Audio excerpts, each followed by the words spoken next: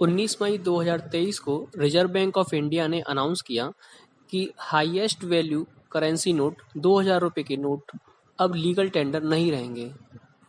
23 मई 2023 से 30 सितंबर 2023 तक 2000 रुपये के नोट को बैंक में या तो डिपॉजिट किया जा सकेगा या एक्सचेंज किया जा सकेगा।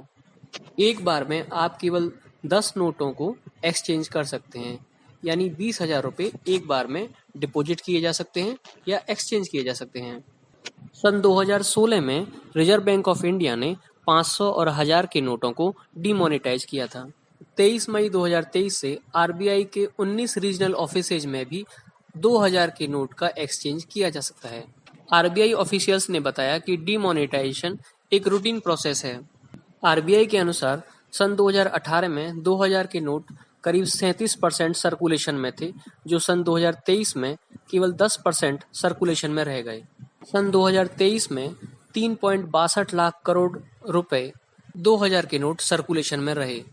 क्या आपको लगता है कि बैंक में इस बार फिर से 2000 के नोटों को बदलवाने के लिए या जमा करने के लिए फिर से बैंकों में लंबी लंबी कतारें लगेंगी?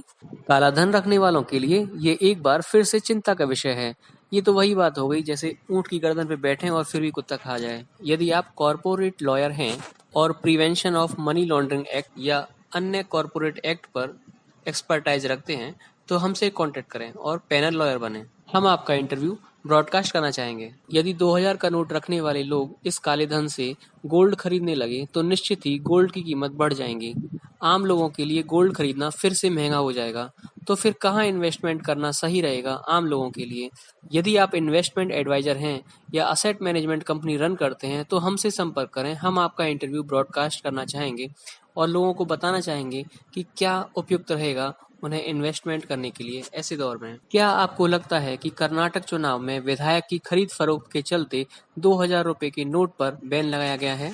आरबीआई के अनुसार 23 मई से 30 सितंबर 2023 तक आप अपने नोटों को बैंकों में जमा करा सकते हैं या एक्सचेंज करा सकते हैं। इस बीच आरबीआई ने यह भी कहा है कि 2000 के नोट अब इशू नहीं किए जाएंगे। आपको क्या लगता है कौन है वो लोग जिन्हें सबसे ज्यादा प्रभाव पड़ेगा 2000 के नोट बंद होने से? कौन है वो पॉलिटिकल पार्टियां, कौन है वो बिजनेस ग्रुप्स? कमेंट करके हमें बताएं। एक बार में आप 2000 के केवल 10 नोट ही बदल सकते हैं, यह कहां तक उचित है? लेकिन इस बार पहले जैसा हड़कंप नहीं है जैसा सन 2016 में नोटबंदी के दौरान हुआ था। आरबीआई ने बताया कि सन 2019 से 2000 के नोट नहीं छापे जा रहे हैं। शुरुआत में 2000 के नोट में सिम की अफवाह भी चली थी। क्या यह एक ट्रेलर था जिससे लोगों को पता चले कि आगे जाकर यह नोट बंद होने वाला है? क्या आपको लगता है इंडिया में 100% डिजिटल पेमेंट सिस्टम कर दिया जाना चाहिए? ईडी की रेड में काले धन के रूप में 2000 के नोट मिलने में काफी फ्रीक्वेंसी देखी गई थी। क्या आपको लगता है आरबीआई इस बात को मॉनिटर कर रही थी? क्या आपको लगता है 2000 के नोट बंद करने से पब्लिक का ध्यान असली मुद्दों से भटका कर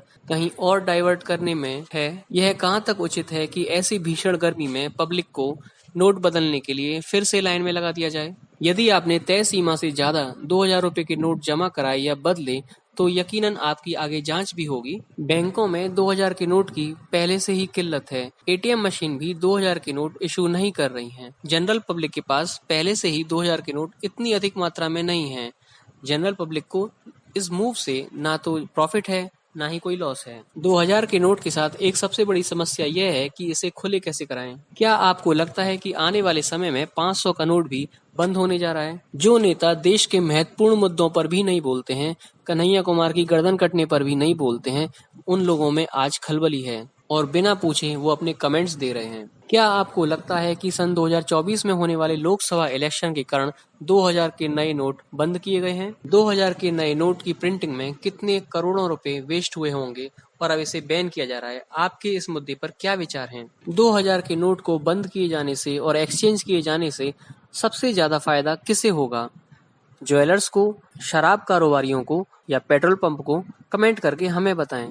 यदि आप इकोनॉमिक्स या कॉमर्स में एक्सपर्टाइजेशन रखते हैं तो कंसल्टेंट की तरह हमसे जुड़ें। यदि आप असेट मैनेजमेंट कंपनी हैं तो कंसल्टेशन के लिए हमसे जुड़ें। यदि टैक्स कंसल्टेंट के रूप में आप अपनी सेवाएं देना चाहते हैं तो हम आपका इंटरव्यू ब्रॉडकास्ट करना चाहेंगे। हमसे जुड़ें। टैक्स कंसल्टेंट के रूप में हमसे जुड़ें। यदि इन्वेस्टमेंट एडवाइजर के रूप में पब्लिक को आप अपनी सेवाएं देना चाहते हैं तो हमसे जुड़ें। हम आपका इंटरव्यू ब्रॉडकास्ट करना चाहेंगे।